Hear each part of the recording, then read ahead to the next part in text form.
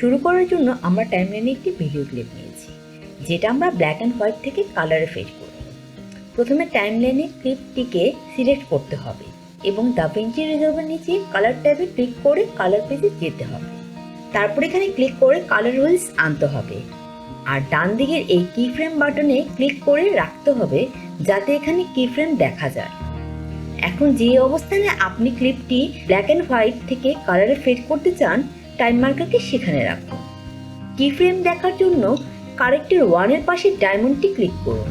তারপর কালার হুইলসে এসে স্যাচুরেশনের level drag করে 0 করে দিন। এতে একটি স্টার্টিং কি ফ্রেম তৈরি হবে যাতে এই পয়েন্টের আগে সব কিছু ব্ল্যাক অ্যান্ড হোয়াইট হয়ে যাবে।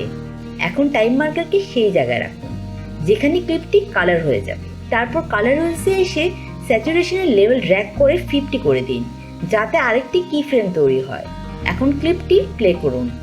যেখানে ফার্স্ট কি ফ্রেম পর্যন্ত এটি ব্ল্যাক অ্যান্ড হোয়াইট থাকবে, তারপর এটি কালার হতে শুরু করবে এবং সেকেন্ড কি ফ্রেম গেলে এটি পুরো কালার হয়ে যাবে।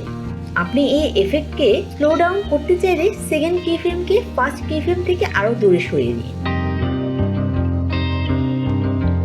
আপনি এই এফেক্টকে ফাস্ট করতে চাইলে সেকেন্ড কি ফ্রেমকে ফার্স্ট কি ফ্রেমের কাছে টেনে আনুন। এখন আপনি এডিট পেজ গিয়ে ব্ল্যাক অ্যান্ড হোয়াইট ক্লিপকে কালারে ফেড হওয়া এনজয় করুন। That's it for this tutorial.